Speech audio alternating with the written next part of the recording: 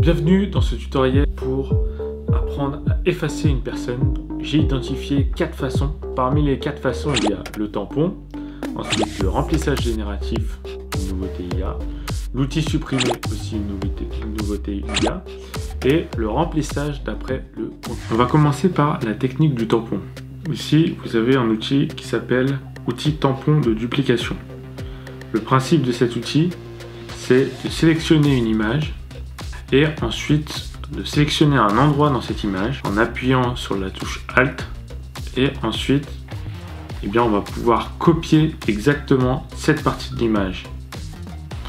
Ici vous avez une option calque actif est inférieur, tous les calques. Il faut savoir que si jamais vous faites calque actif, l'outil ne va prendre comme ressource de pixels que le calque qui est actif, que ce qui s'affiche dans le calque. Mais si par exemple on vient tracer n'importe quoi dans une autre couleur, voilà, et que là je vais prendre l'outil tampon et que je prends tous les calques, bien à ce moment là ça va copier en fait ce qu'on voit, ça va copier ce qu'on voit. Alors le principal avantage de l'outil tampon, c'est que une fois qu'on sait bien le manier, on peut l'utiliser dans pas mal de circonstances différentes et réussir à effacer une personne entièrement. Forcément, ça prend plus de temps. Essayons d'effacer le bonhomme avec la technique du tampon.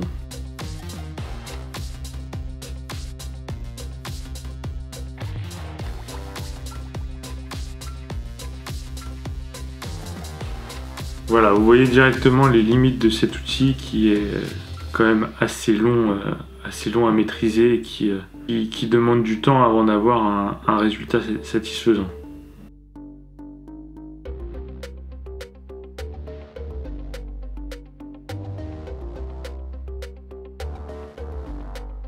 Voilà, donc on va s'arrêter là parce que c'est un peu un désastre. On peut voir que effectivement c'est pas une technique très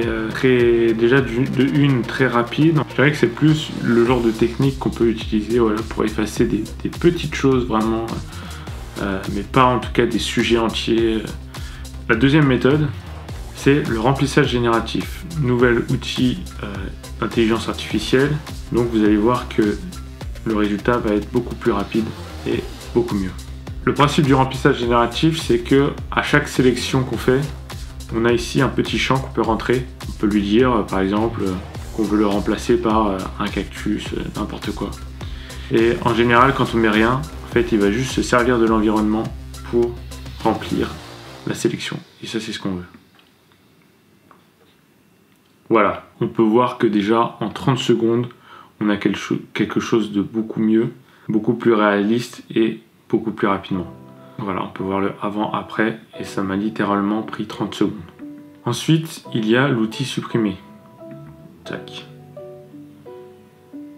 Pareil, c'est un outil d'intelligence artificielle qui va être beaucoup plus rapide que le remplissage génératif et qui va être utilisé pour des choses un peu spécifiques.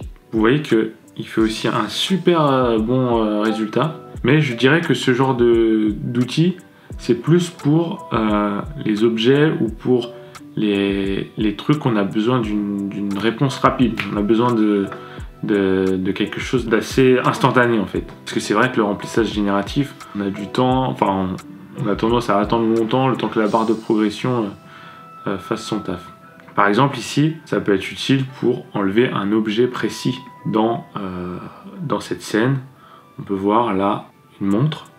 Imaginons que j'ai envie d'enlever cette montre. Voilà. Donc là, je vais effacer ça. Voilà. Ça peut déjà donner une base pas mal. Et enfin, le dernier outil, c'est l'outil de remplissage d'après contenu. Pareil, c'est un outil qui est là depuis un peu plus longtemps que le remplissage génératif, etc. Ce n'est pas, à ma connaissance, avec l'intelligence artificielle. Mais en tout cas, il y a un certain algorithme qui permet de faire du remplissage génératif. Donc le remplissage génératif, remplissage d'après contenu, pardon, il est accessible sous édition. Il faut sélectionner d'abord le calque. Édition, remplissage d'après contenu. Et là, on peut en fait sélectionner les parties de l'image qu'on veut qu'ils prennent en compte pour faire son remplissage d'après contenu. On n'a pas envie qu'ils prennent en compte la fille, parce qu'en fait le remplissage d'après le contenu, il va prendre des parties de l'image pour s'inspirer et pour remplir la partie qu'on veut.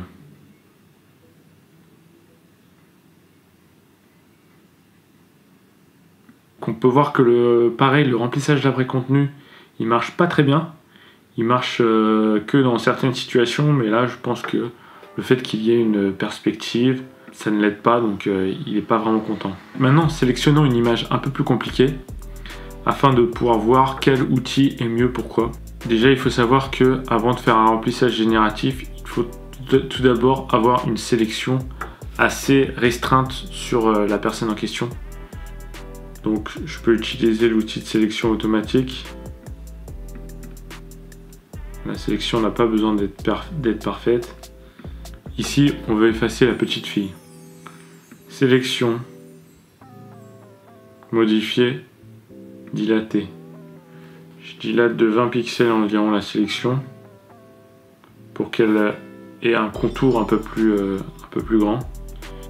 Je vais enlever en faisant Alt. Remplissage génératif, générer. Donc là, on va voir ce que ça donne. On peut voir un résultat déjà très bien.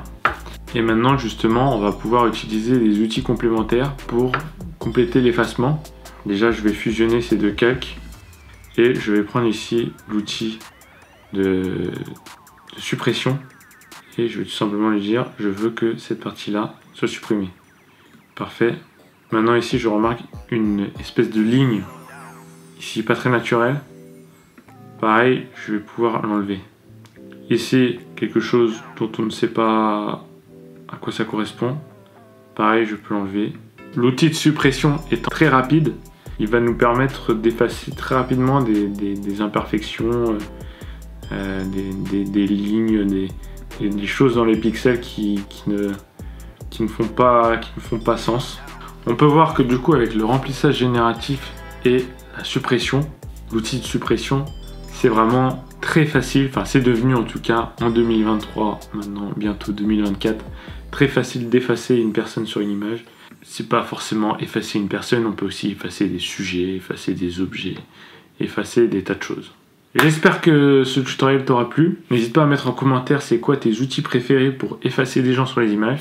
N'hésite pas à t'abonner et à mettre un j'aime. On continue l'objectif de faire une vidéo par jour pendant tout le mois d'octobre. Sur ma chaîne, j'inspire et aide les futurs réalisateurs. Fais ton film!